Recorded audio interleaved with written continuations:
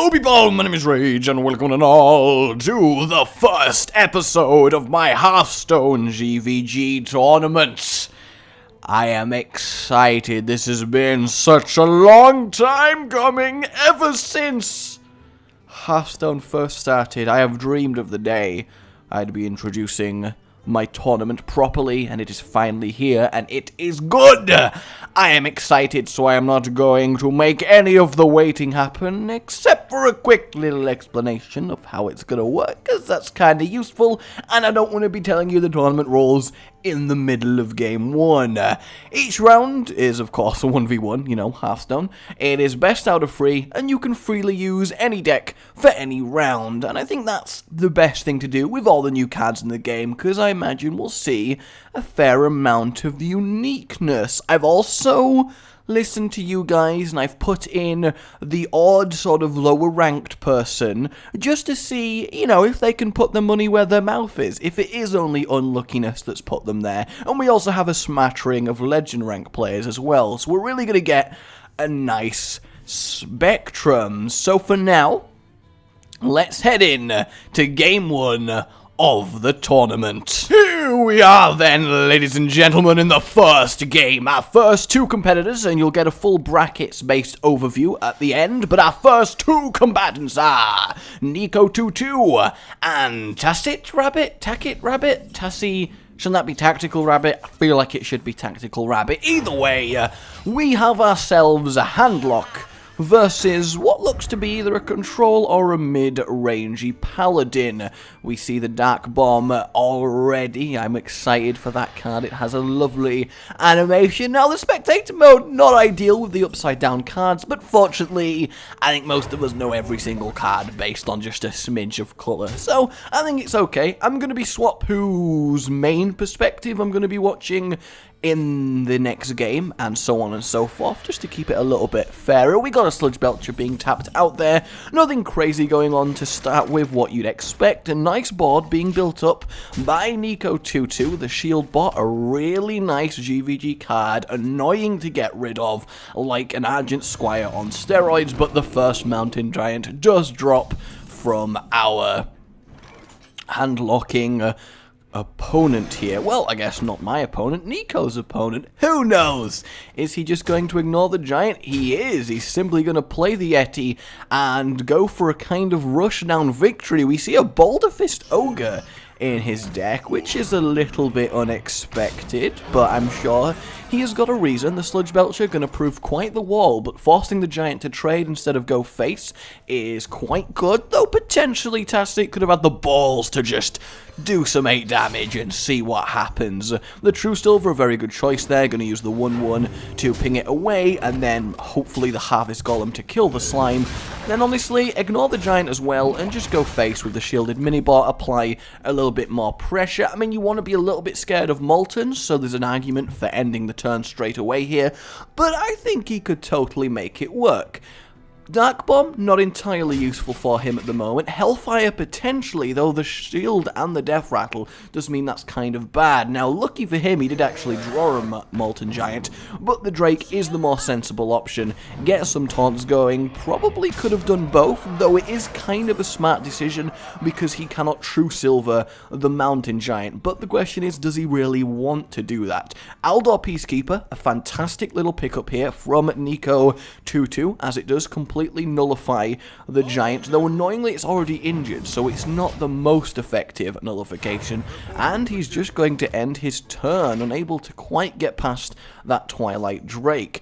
I mean, yeah, he didn't really have any other fantastic options, and potentially he's in for a little bit of a pummeling. He can get that with the Faceless Manipulator, which would be pretty damn good, or he could drop the Argus in between, which is also definitely a sensible decision, but we do have the Mountain Giants coming up. He could tap, reduce its cost to 2, and then Dark Bomb as well. Just use the opportunity to draw more cards. Paladins don't have that much reach, so as long as he's got a strong taunt up, he's pretty good.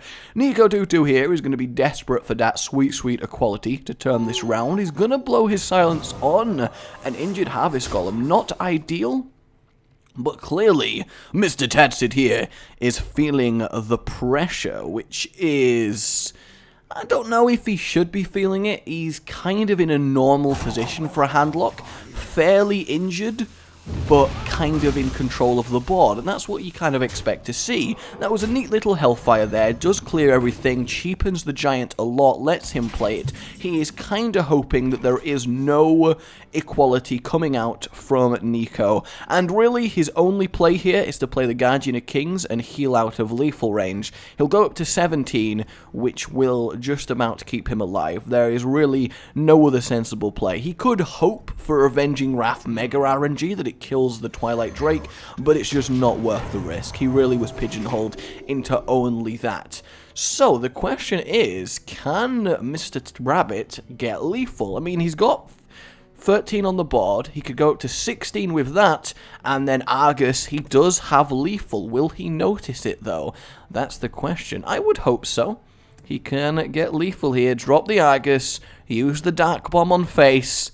Come on, Rabbit. Guys, are we going to have our first miss? No, he's going to play the Drake. He's thinking of the Drake. Oh, miss lethal. It's going to happen. Ooh, he's not evaluating all of his options, and there we have it. Recombobulator, a lovely little addition to a Handlock deck, because Molten Giants and Mountain Giants are basically the only thing in their mana slot, so as we're about to see, it's just a nice refresh on the Giants. Now, while he could have had lethal there, most certainly, he has still pretty much secured himself game 1 here, so, you know, I'm okay with that. He's probably feeling the pressure, wanting to just definitely make sure he got this, and Nico 2-2 here sadly required a equality to turn this around, but this is almost certainly going to bring game 1 to an end. So quite a fiery, intense match. To say it was Control-y versus Control, this is quite the explosive start to the tournament. Is he going to see a way out? I mean, you can drop Tyrion and kinda hope.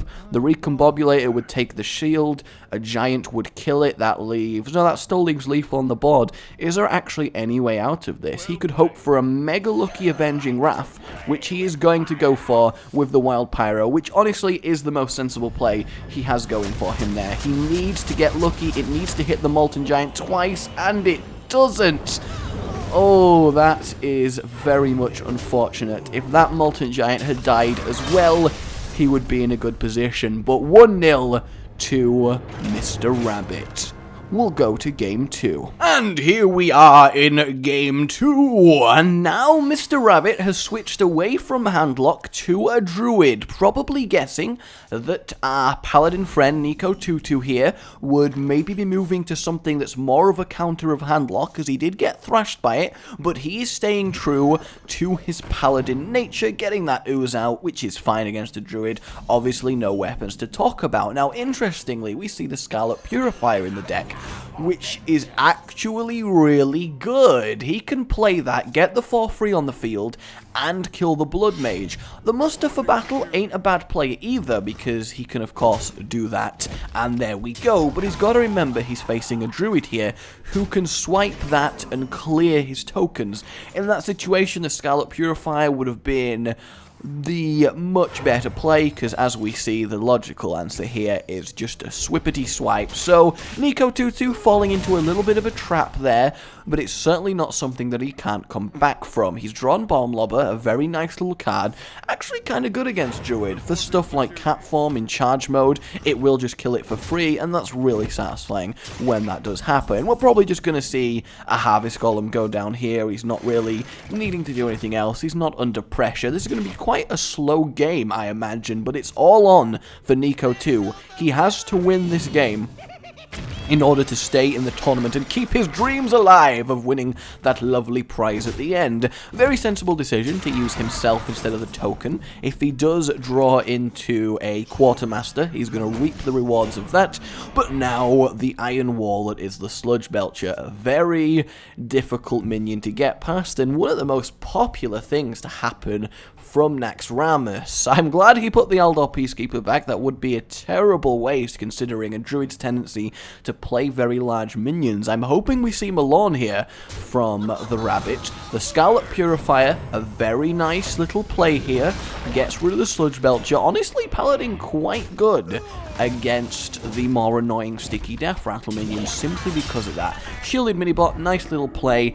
Obviously, though, Nico is behind on cards here, and with an Ancient of Law draw, that is only going to get worse. The Sunwalker, lovely on curve there, a very irritating taunt to get past, and now he draws the Quartermaster just a little bit too late. I mean, he could go for Avenging Wrath here and hope that it does work, which I think honestly is a sensible decision given what he's got in his hands. He does have a Bolvar up to 7/7 though, which is nice. The shielded minibot will kill that for free. That's the best outcome he was hoping for. Well, to be fair, the best outcome is obviously it just killing it, but trading a Divine Shield for a Sunwalker is definitely good value. Now, Mr. Druid here, Rabbit, has a few options. He can just drop the Law and draw, but he's kinda low, and he doesn't know if it's the same Paladin deck. He could obviously also swipe and Hero Power, which potentially would be... it's just not good use of swipe, though, so he's going to go for the more obvious play of simply drawing 2 cards, and he has the combo of deadliness, the Force of Nature, the Savage Roar, 2 turns until Doom is heading towards this Paladin. However, lovely little Bolvar play. Druid's not the best at dealing with these minions. No recycle, no naturalize. He's going to have to go through this the hard way, and with only 1 damage on his Ancient of Law, he may be forced into some unfavorable trades. I mean, he could, of course, simply Sludge Belcher and just ride out the tide for a turn and wait till he can start doing the combo, but the Paladin's on high enough health. He's also got a backup Avenging Wrath, which may just push through the required amount of damage. This sort of aggressive style from Nico has actually done really well, so Rabbit here, well, he might have to run down his hole, because, like, Rabbit Hole, I know! Oh, it's just the best. But yeah, he's actually going to blow the Savage Roar in order to kill the Purifier and the Shield Bot, which honestly is a very sensible decision, because he's going to have to use both of his attacks just to break through that Belcher. Though we could see the other Avenging Wrath, because if it does pick off the Belcher and do even 3 damage to him, he's going to be in a very, very bad way. I'm not surprised at all if this Avenging Wrath drops. The question is, do you want a Wild Pyro with it? Do you want to guarantee that it's going to do work? And he's in fact going to use Bolvar, which isn't ideal because he's just put Bolvar on exact swipeable health. Though this is also a nice way round of doing things, because that means the Druid's face is going to take a fair amount of damage, he's going to take an extra free, he's kind of in a very much pressured situation, and he almost has to use a swipe on there and a wrath on there. There's not much else he can do, he's kind of out of taunts, and there it is, the only real play that saves him in this situation. But he has at the mercy of a top deck here. A true Silver is going to bring this game to a close, maybe a Hammer of Wrath if he is running them, and that's what I like about this. I've got no idea what we're going to be seeing from their decks, and it's a Wild Pyro, which is a shame, though Nico 2-2 can simply drop one of those, 1-1, keep applying the pressure. He should play one of the Wild Pyros, and he does. And the Druid, again, Mr. Rabbit, not a good answer for that Ogre. The Druid weakness really showing not what he needed to see. Wild Growth probably going to get used here to try and fish for something a little better, or he may just concede, because honestly, well, he could go for a YOLO Rag, which really isn't going to work, because even if the Rag hits the Ogre, the damage on the field is still lethal, so he is having to get very lucky with this top deck. And what is it going to be for him? An Ancient of Law! Not quite what he needs. The heal does nothing, the draw does nothing. Is he going to go for it anyway? He is. He's going to see what he could have got. A quick nature will rise against you. The well played from Nico. He knows he's lost. It is over. Down goes Rabbit. Nico tying up the series to 1-1. Excellent. Let's move on to game 3. And here we are in the final game. Once again, Nico 2-2 is sticking with his tried and trusted Paladin. He's obviously very happy with the deck, and interestingly, Rabbit guessing that the Nico, like it is a class in the game, I'm just playing a bit of Nico, you know, is going to stick with his Paladin, as, you know, that's a sensible assumption to make based on the last two games. So he's switching back to Handlock, which generally has a nice matchup with Paladin. That was a lovely little top deck there, giving him something to play on curve, giving the Handlock something to worry about. Honestly, I'd be kind of tempted to just play Owl, get rid of the shield, it will trade, he's not going to waste a card to kill the Owl, and if he does muster and use the weapon, then he's used muster without a Quartermaster being anywhere near, so I'd kind of be tempted to go for that. The Scarlet Purifier, not as useful against Handlock, but still a really nice card. I think having one of them in this meta at the moment is actually kind of a pretty good idea. Sylvanas Windrunner joining the hand of our Handlock opponent. This is quite intense, actually. A giant straight away, but there is an equality. However, that will put his Yeti to 1 health, which is Mortal Coil's dream. And that is a very sensible little move there. For all now, I really thought he targeted the Yeti to the Giant. It would have been much better to use the Yeti, save the Divine Shield, and make Mortal Coil a lot less effective if he thought about it. Though it's not the end of the world. It's definitely a slight misplay you can come back from. It's not going to cost him that much. And he does have the Owl to silence that, though he's not going to, because obviously it will remove the taunts. So it's quite even-ish at the moment, though I would call it slightly in favor of Rabbit. The Lay on Hands, very good to see. Not going to save that slime till a potential Jiraxxus, which has started seeing some play, though granted not that much in specifically Handlock, though a few of them have been running it because of Void calling it onto the field. It's a nightmare to deal with. 15 health on a minion, highest in the game. Ring Farseer, that's kind of cool because he can just play that now, heal up a little bit. He's in no rush to go for the throat here, and Naked Sylvanas is not ideal because he's not in a position where forcing Nico to make an unfavorable trade, which is Sylvanas' strength. You kind of have to throw everything at her or give the opponent insane value. He's not in a position where he kind of needs to do that. Though if he Scarlet Purifies and Bomb Lobs, I bet he's hoping for the Bomb Lob to affect the 4-2 there, and unfortunately he didn't get his wish. So now he's just going to pass the turn. That was a big swing for Rabbit, a really big swing. What I would personally do here is actually silence my own Watcher just to trade with the free, thereby keeping Sylvanas alive, thereby making him have to deal with it again. Another option, of course, is to Earthen Ring the Sylvanas and keep it alive, because at 1 health it's very consecratable, and you don't want your board to get cleared by Consecrate. He's going to choose the hidden third option of Heal the Ancient Watcher, which I'm not sure I entirely agree with. Granted, from our position, we could see he could Bomb Lob into there, muster, kill the Sylvanas, and then the Sylvanas is likely to take a 1-1, which isn't that useful. That is a nice little draw there. Trade into that, do the Avenging Wrath, he can clean up Sylvanas without any real value coming from it. And that's why you shouldn't really play Sylvanas when everything's completely calm. It's a nice, oh, the game's backwards and forward, I might win. Oh no, Sylvanas! That's the kind of situation you want to create with Sylvanas. But that's okay. A Naked Lothep, however, is kind of alright, especially when there's no opposing minions, because you kind of have to play something, you can't just use a spell to get rid of it. Though that was a very nice opportunity for a Tyrion to come along, and as we see, there is no hard removal from our friend the Handlock here, though he does have a Faceless Manipulator, and the slime has already gone from Nico, and the silence on top of Tyrion. That is a majestically good turn there. Avenging Wrath with equality. That is what he needed to draw right here. He has to use it. He has to go for it. That is a incredible top deck there from Nico 2-2. The salt from Rabbit is probably kind of real.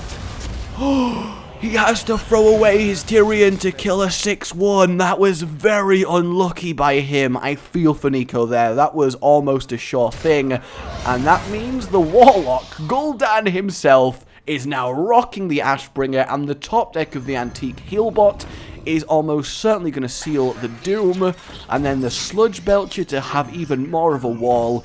It is pretty much over. That is beyond brutal. That turn was massive. I think the nail in Nico's coffin has most certainly been placed. Honestly, the lay on the hands doesn't do much. I mean, he'd survived the turn, but he's just gone now. He needs another clear. He's going to have to try and fish. He may as well go for it. He is in a tournament. There's no point conceding. He does get the Consecrate. So technically speaking, okay, best case scenario, he takes an absolute beating here, which he is going to do. 8, 12, 15, 20. Actually, no, he's lost. If he sees that Hellfire is lethal, I mean, that's 2 damage from that. Is he going to do the Hellfire? We shall see. Yes, he has. There it is. He's noticed it. And the game is over. So congratulations, Mr. Rabbit, the first victor of my tournament, and he will progress into the next round. Commiserations to Nico. That was really awesome, guys. That was... ah, yes!